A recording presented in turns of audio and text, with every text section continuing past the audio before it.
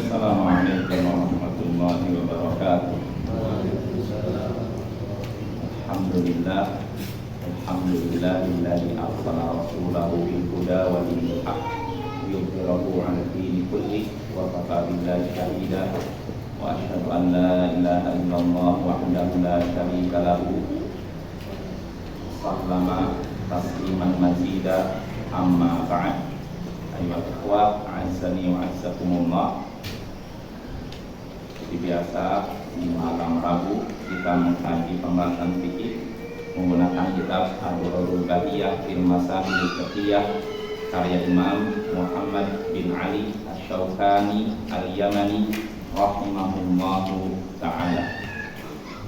Ya, pada pertemuan sebelumnya kita sudah menyelesaikan kitab Ar-Rahn, kitab tentang gadai. Terakhir kan ada pertanyaan apa hukum menjual barang gadaian kepada orang yang menerima gadai. Ya, setelah saya mencari dari kitab fikih mazhab, fikih perbandingan mazhab, nggak ada yang menyinggung sama sekali masalah itu. Berarti hukum asalnya muamalah itu boleh ya. Sampai ada dalil yang melarang. Jadi apa ya? Jadi boleh saja sudah jelas tadi, nggak pecah. Jadi boleh saja seorang menjual barang gadainya kepada orang yang menerima gadai dengan syarat tanpa persyaratan sebelumnya. Kalau sebelumnya disyaratkan riba. Sama seperti kita memberikan hadiah kepada orang yang memberikan pinjaman kan. Kalau tanpa syarat sebelumnya boleh. Tapi kalau dengan syarat sebelumnya perjanjian, ya udah saya pinjamkan, nanti kamu beri hadiah, nah ini nggak boleh, riba ya. Tapi kalau tanpa syarat itu diperbolehkan, ya Bapak ya. Itu seperti itu diperbolehkan. Saya lihat dari contohnya, kalau kita mau lihat bahwa pembahasan fikih yang lebih lengkap, yang artinya mencakup semua masalah fikih, kita bisa lihat ini al-mawsu'ah al-fiqhi al-kuwaitiyah. Nah, itu artinya semua masalah fikih itu dikumpulkan dari berbagai mazhab. Biasanya masalah apapun yang istilahnya detail bisa disebutkan di situ. Ya, seperti kamus. Apanya? Ya, seperti kamus. Iya. Dan Bapak, kalau kita juga mau melihat masalah fikih yang benar-benar detail, lihat fikih mazhab Syafi'i. Ini kelebihan fikih mazhab Syafi'i. Syekh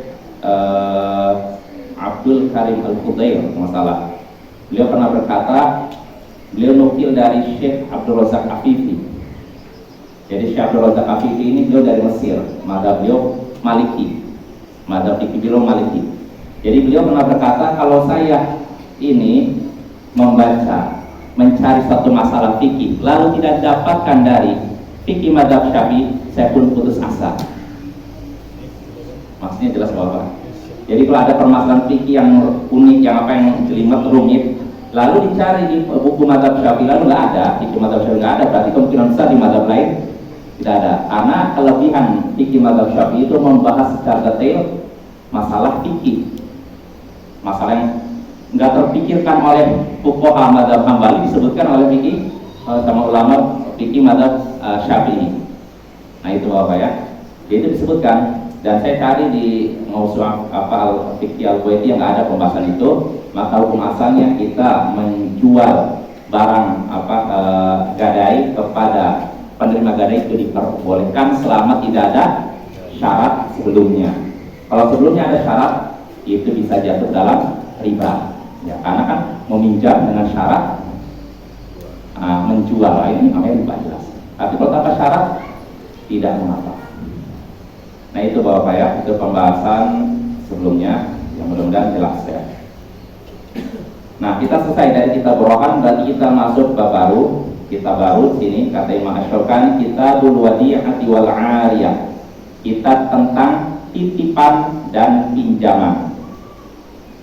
Kitab tentang titipan dan pinjaman. Titipan artinya jelas, seorang nitip sesuatu kepada orang lain. Saya nitip ini ya. Kalau peminjaman artinya nih saya pinjamkan, sama tidak Bapak? Beda kan? Kalau titipan ya nggak boleh digunakan kan. Tapi kalau dipinjamkan boleh digunakan tidak? Boleh. Nah itu ya, itu yang akan kita bahas kali ini. Ya kita baca saja permasalahan yang disebutkan oleh Imam Asy-Syaukani rahimahullahu ta'ala. Yajibu 'alal Imam Asy-Syaukani rahimahullah, yajibu 'alal wadi'i wal musta'iri ta'diyatul amanati ila man ihtamana wa la yakun man khana wa la dhamana 'alaihi idza talifa biduni jinayatihi wa khiyanatihi wala yajuzu man'ul ma'un kadalwi wal qidri wa itrafil fahli wa halbil mawashi liman yahtaju dzalik wal hamli 'alaiha fi sabilillah. Wajib atas orang yang mendapatkan titipan dan yang meminjam untuk menunaikan amanah kepada orang yang memberikan amanah kepada dia, dan tidak boleh dia mengkhianati orang yang mengkhianatinya, dan tidak ada tanggung jawab dia jika barang yang ada pada dia itu rusak tanpa pelanggaran dan pengkhianatan darinya. Dan tidak boleh dia menahan al-ma'un, nanti kita bahas, seperti ember, panci, meminjamkan hewan pejantan untuk membuahi hewan betina, dan juga memerah hewan bagi yang membutuhkannya, dan juga tidak boleh melarang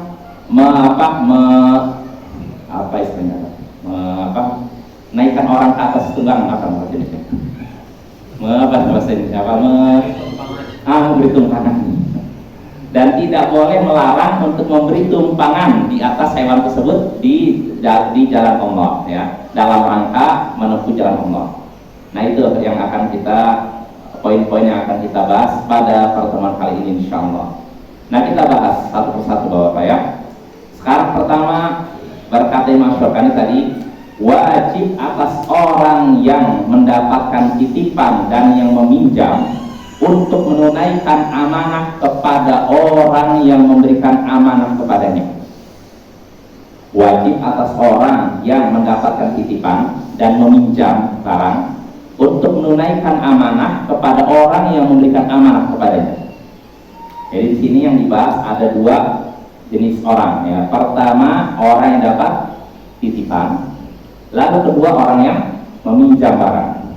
Nah, kedua jenis orang ini wajib menunaikan amanah kepada orang yang memberikan amanah kepadanya.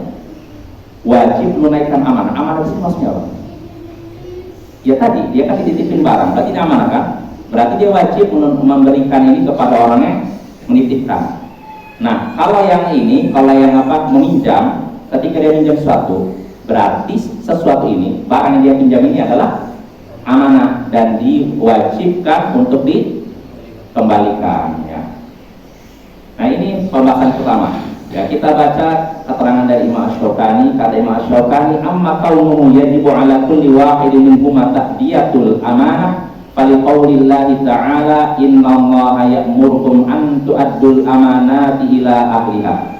Adapun wajib atas setiap orang dari dua macam golongan tadi, orang yang mendapatkan titipan dan meminjam, adapun wajib atas masing-masing dari dua orang tadi untuk menunaikan amanah, itu berdasarkan firman Allah Ta'ala dan surat An-Nisa, innallaha ya'murukum an tu'addul amanati ila ahliha. Sesungguhnya Allah telah menyuruh kalian untuk menunaikan amanah kepada yang memilikinya, untuk menunaikan amanah, mengembalikan amanah kepada pemiliknya.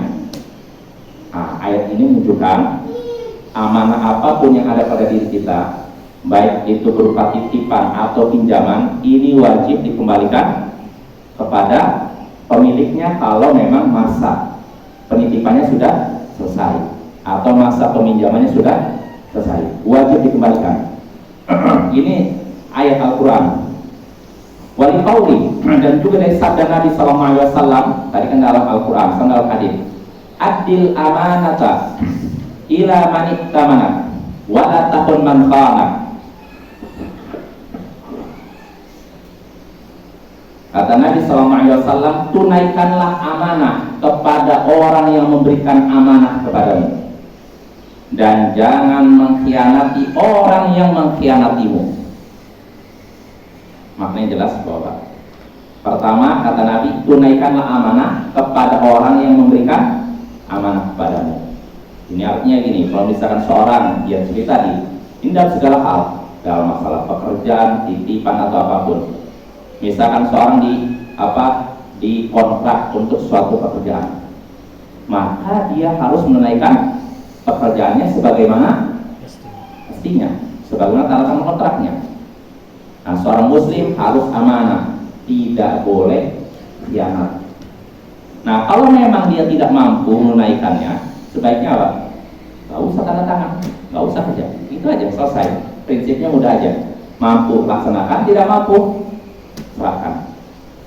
Nah, ini ya, ini kewajiban seorang muslim. Kalau memang seorang muslim itu sudah dapat amanah, dia sudah menandatangani kontrak kerja atau apapun, berarti dia terikat dengan apa yang dia tanda tangani itu. Tidak boleh dia berkhianat, menunaikan pekerjaannya seadanya.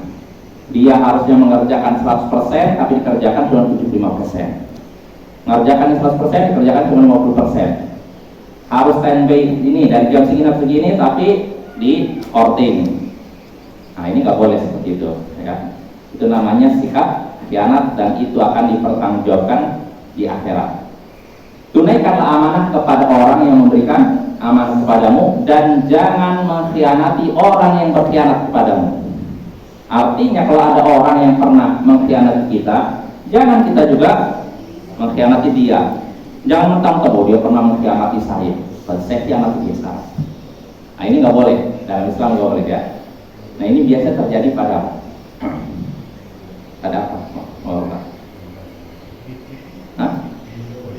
Politik. Ya mungkin, atau seringnya rumah tangga. Nah, kadang gitu.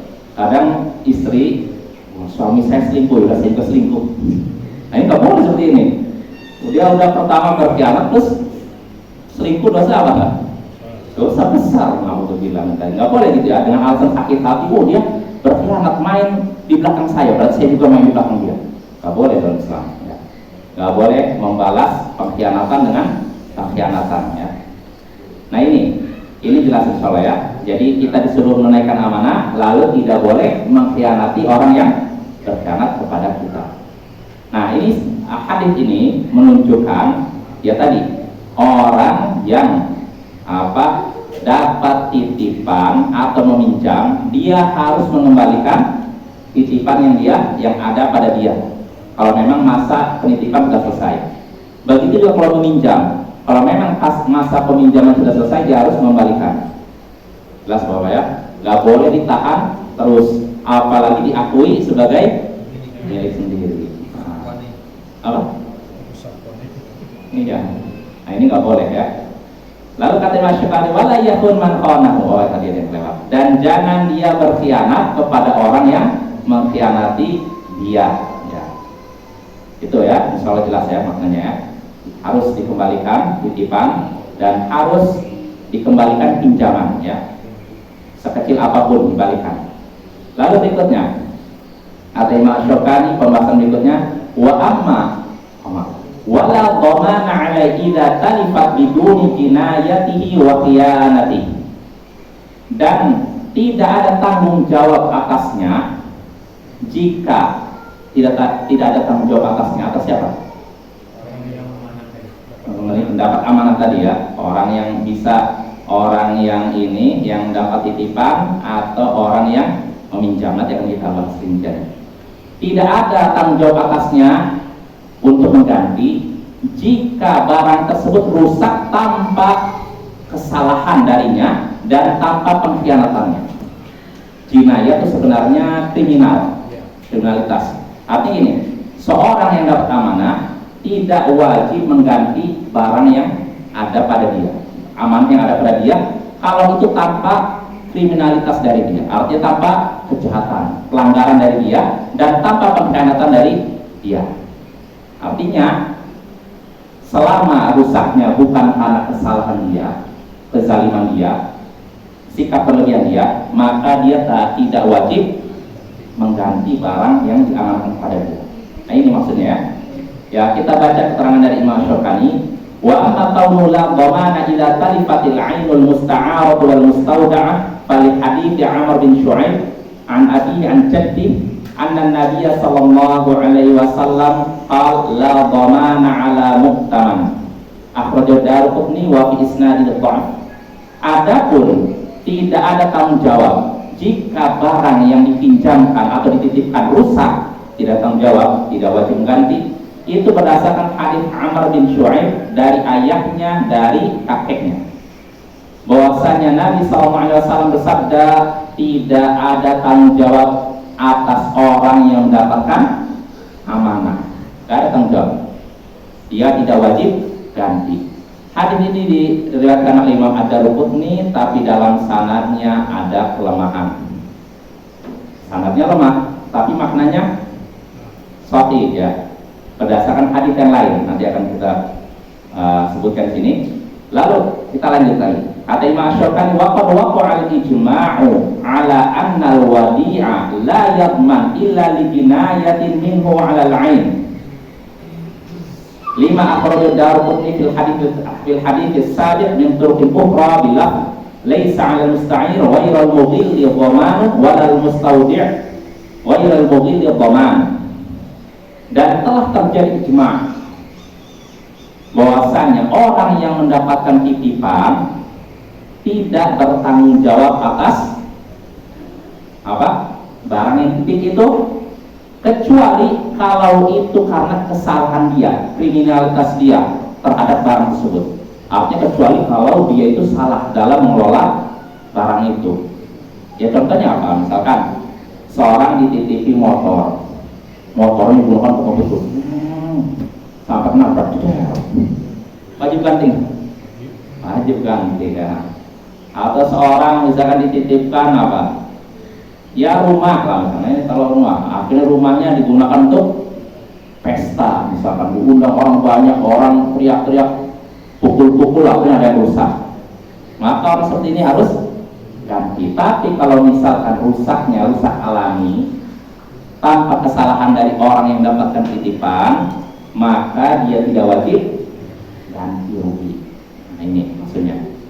Itu berdasarkan hadis yang diriwayatkan oleh Imam Daruqutni tadi dalam hadis sebelumnya, dan dari jalur lain dengan lafal, dengan kalimat tidak ada tanggung jawab atas orang yang meminjam tanpa berlebihan dan atau tanpa pengkhianatan, dan tidak ada tanggung jawab atas orang yang dapat titipan jika itu tanpa kesalahan, tanpa pengkhianatan, tanpa berlebihan. Nah, di sini disebutkan dua hadis, dua contoh. Kata Nabi SAW dalam hadis ini disebutkan orang yang meminjam dia tidak wajib tanggung jawab atas barang yang dia pinjam kalau dia tidak berlebihan atau lalai terhadap barang tersebut. Begitu juga orang titip tidak wajib menanggung kerusakan barang yang titip kalau memang dia tidak lalai, tidak berlebihan terhadap barang tersebut, tidak melakukan sikap berlebihan terhadap barang tersebut. Nah ini hadisnya ya Bapak ya, tapi hadis ini juga sekali lagi ada perbincangan ya. Hadis ini dua hadis tadi ada perbincangan masalah sahih atau tidaknya, ada perbincangan. Tapi yang hadis yang sahih adalah hadis yang pernah kita sebutkan dalam bab hadisnya dari Samurah, disebutkan oleh Imam Syukani di sini. Nabi SAW bersabda, "Alal yadi ma akhadat hatta tu'addiya." Orang yang seseorang bertanggung jawab atas apa yang dia ambil sampai dikembalikan. Seorang bertanggung jawab atas apa yang dia ambil sampai dikembalikan.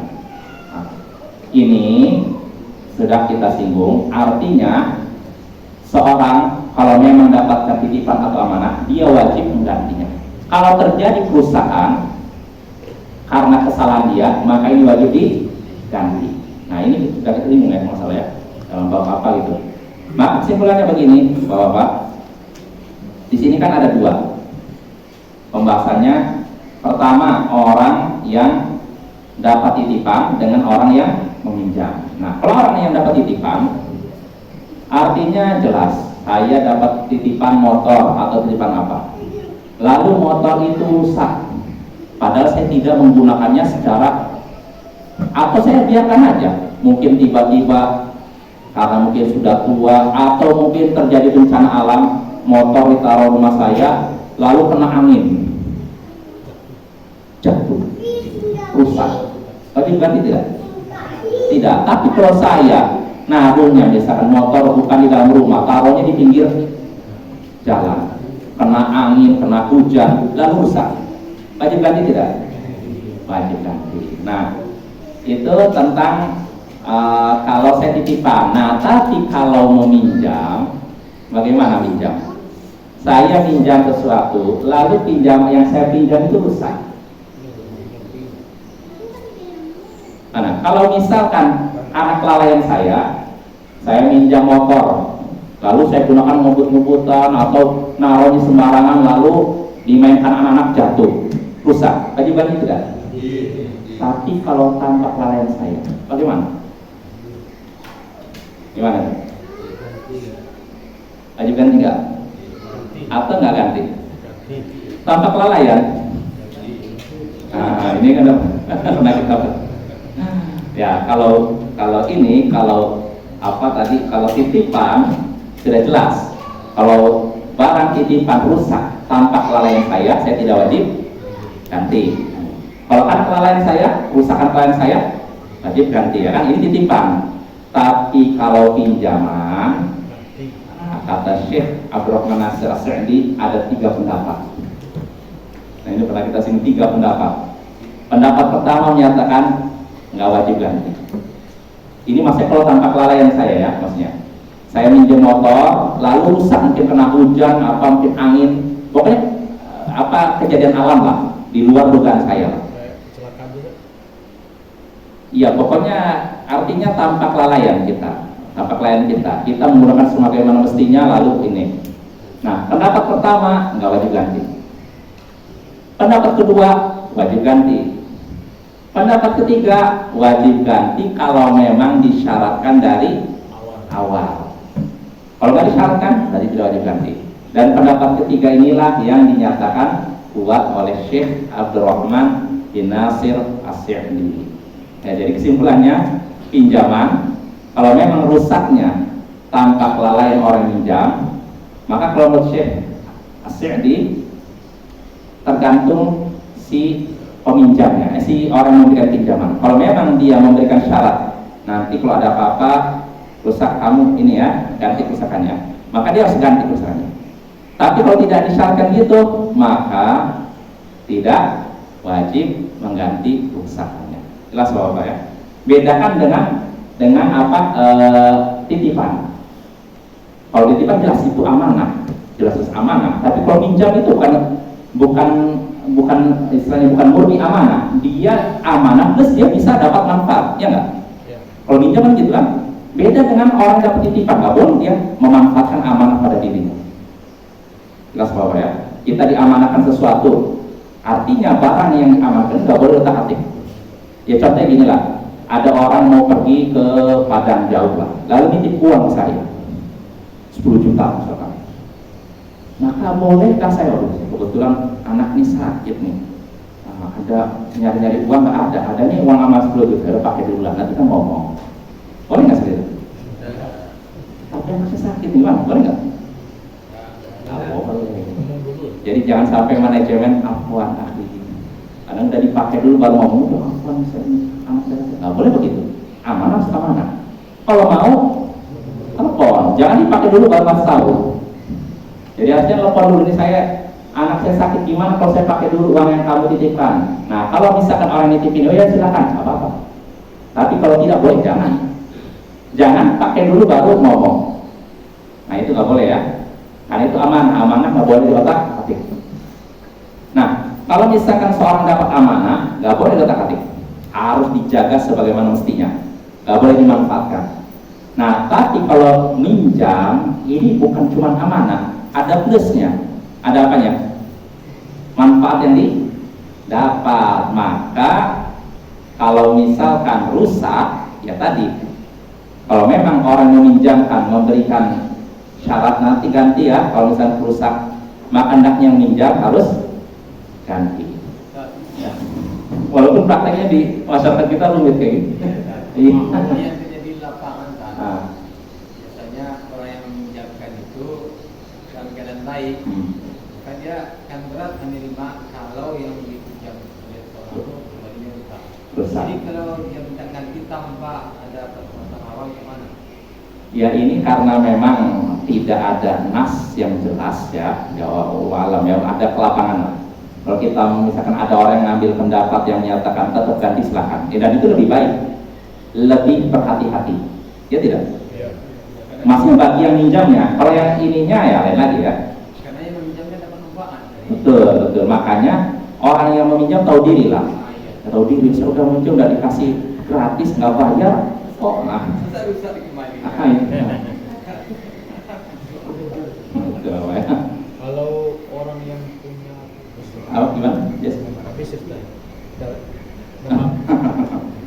Ya kita lanjut. Jadi tadi udah sampai mana? Ini tidak boleh apa tadi?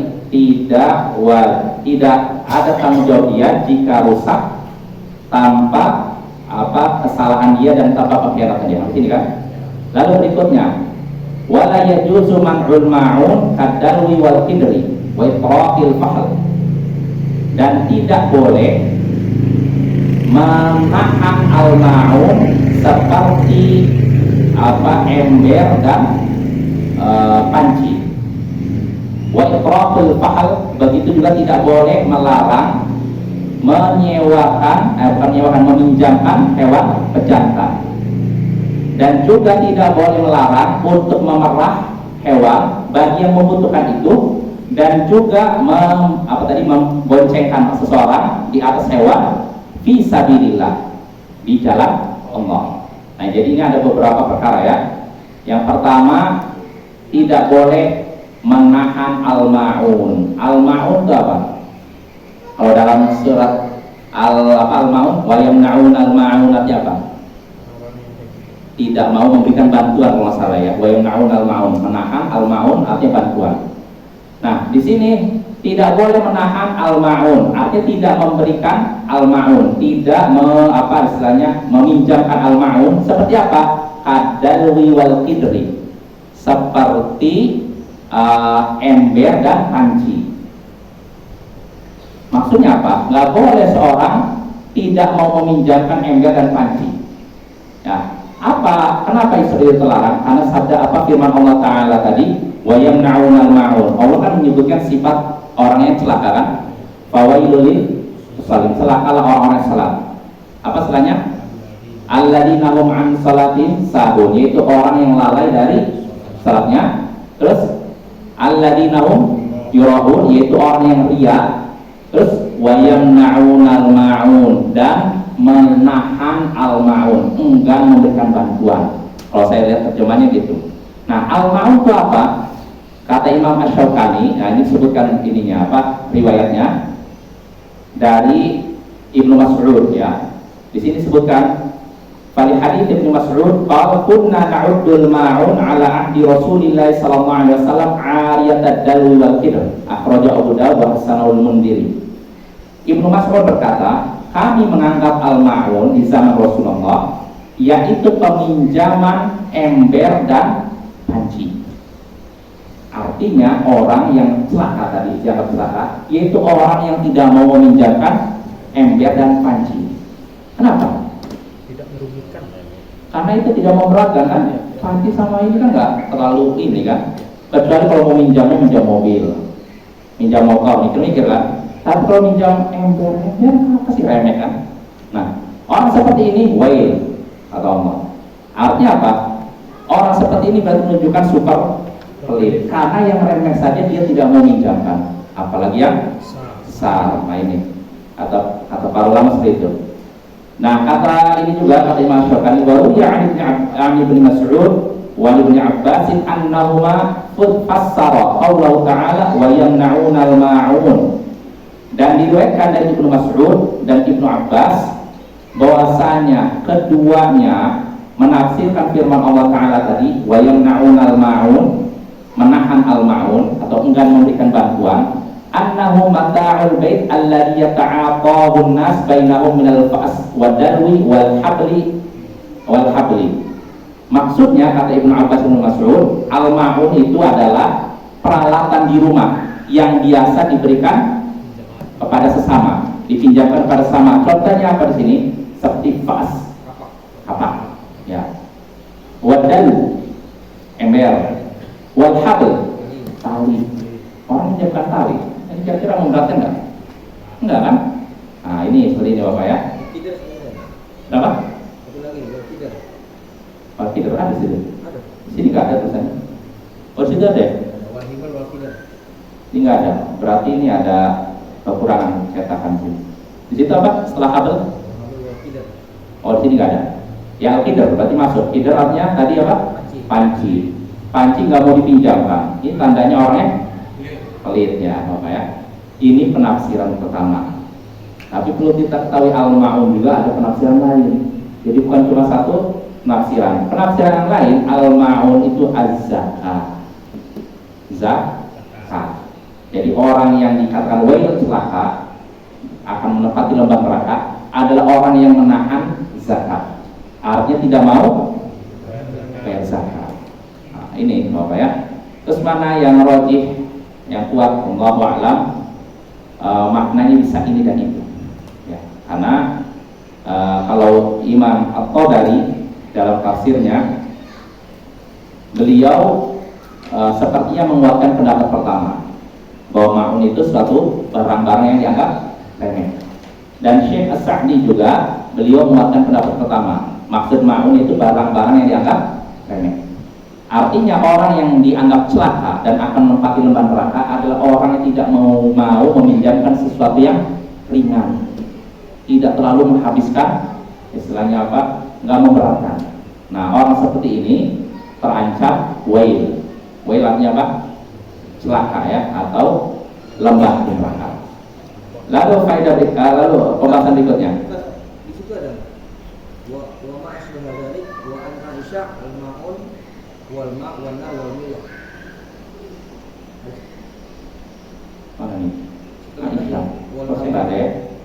Wal habl wal qidar wa ma'asy dzalik wa an Aisyah al-ma'un al ma' wan nar wal milah. Oh enggak ada. Itu apa itu? Kitab apa? Ad-Darari Al-Mudiyah, syarahnya Darari Bahiyah. Tata, ini kok berarti banyak kurang ya? Tata, saya lihat dulu.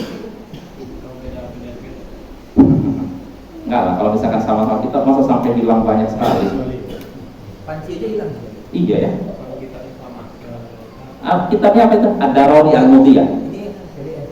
Enggak, Ad-Darari Al-Mudiyah yang syarah Imam Syaukani atau yang syarah Siddiq Hasan Khan.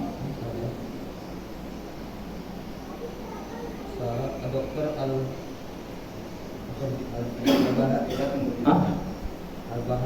Al-Bahiyah kilahuma. Apa itu? Ad-Durrul Bahiyah. Nah, kitabnya apa? Kalau ini kan saya pakai syarah Imam Syaukani ini. Ad-Darari Al-Mudiyah. Hah? Al-Mudiyah. Enggak ada ya? Enggak ada saya berapa? Isyarat Darul Al-Bahiyah kilahuma Imam Syaukani ya, betul. Oh berarti mungkin Bapak ada ini ya, ada yang apa? Ada yang belum udah tercetak di sini. Coba. Saya lihat, kalau nggak salah tadi saya lihat ininya di laptop ada, tapi kursi nggak ada malah. Iya, kalau tidak salah ya dari Aisyah itu disebutkan apa tadi? Yang termasuk al-ma'un? Al-ma' wan nar wal milah. Al-ma' wan nar wal milah.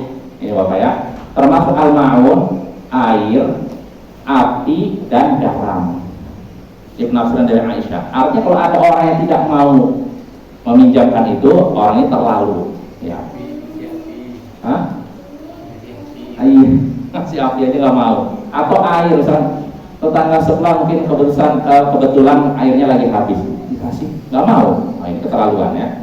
Berarti dia super pelit. Wail, ancamannya wail. Itu dari Aisyah ya. Aisyah ya, saudara ya. Dari Aisyah ya. Kalau nggak salah tadi saya lihat di laptop tuh ada keterangan, tapi di sini kok tidak ada. Oh, berarti cetakannya bermasalah. Ya udah kita lanjut, Bapak ya. Jadi itu tidak boleh menahan al-ma'un seperti ember, panci, tadi air, api, lalu garam. Lalu berikutnya wa itraqul fahl. Dan tidak boleh juga menahan itraqul fahl, meminjamkan hewan pejantan untuk dinikahkan dengan hewan betina. Wa halqul mawashi, dan juga tidak boleh juga menahan orang untuk memerah susu. Wal hamlu 'ala sabilillah, dan diangkut di atas hewan tersebut di jalan Allah. Nah, jadi ada 3 masalah yang disebutkan oleh Imam Asy-Syaukani. Pertama, tidak boleh melarang orang untuk meminjam hewan pejantan untuk dikawinkan dengan hewan betina. Ya, itu tidak boleh. Tidak boleh dilarang. Apa? Tidak boleh. Iya, tidak boleh larang, artinya harus diizinkan. Ya, tidak boleh ditahan. Itu pertama. Yang kedua, memerahnya di jalan Allah. Ya, artinya disingkat dengan sekali liman yahtaju dzalik, bagi yang membutuhkan. Kalau ada orang misalkan butuh untuk minum susu dari sapi kita, maka jangan dilarang ya. Dan begitu juga mengangkut seseorang di atas hewan kita fisabilillah, di jalan Allah. Apa maksudnya jalan Allah? Apa Bapak? Pergi dakwah atau jihad. Misalkan ada seorang mau jihad, menempuh perjalanan jauh, kita punya hewan yang kosong, maka kalau misalkan dia butuh naik, jangan dilarang. Apa? Kenapa? Dibatasi maksudnya? Oh iya, karena kalau selain itu nggak ada ketentuan harus begitu. Hah? Nggak masuk. Karena fisabilillah kan dalam rangka menegakkan ibadah kan. Kalau memang seorang nggak bisa menegakkan ibadah kecuali dengan cara itu, maka kita wajib. Segala sesuatu yang menjadi sebab kewajiban, maka menempuhnya pun wajib. Ya, kalau masalah berpahala, tapi permasalahannya bukan pahala atau tidak, wajib atau tidak. Nah, itu maksudnya. Jelas Bapak ya. Kalau kata kita bukan masalah pahala atau tidak pahala. Kalau masalah pahala ya, kalau ada orang pengen numpang kendaraan kita, silakan, ya nggak masalah, berpahala. Tapi apakah wajib? Nah, yang wajib itu kalau fisabilillah, dalam rangka fisabilillah, menegakkan berjalan di jalan Allah, menegakkan jalan Allah seperti jihad dan serupa dengan itu, dakwah dan semacamnya. Jelas Bapak ya. Apa dalilnya? Kita baca keterangan dari Imam Syaukani. Habis waktunya. Habis ya? 3 menit lagi. Oh ya sudah. Pertemuan berikutnya ya. Jadi kita sampai pembahasan ini, Bapak. Pembahasan jadi tidak boleh melarang orang untuk meminjam hewan jantan dikawinkan dengan hewan betina, dan tidak boleh melarang orang untuk memerah susu bagi yang membutuhkannya, dan juga tidak boleh melarang orang untuk naik hewan kendaraan kita di jalan Allah. Ya, soal dalilnya akan kita bahas pada pertemuan berikutnya. Wassallallahu ala nabiyyina Muhammadin wa ala alihi wa sahbihi ajma'in. Akhiru da'wana alhamdulillahi rabbil alamin. Assalamualaikum warahmatullahi wabarakatuh.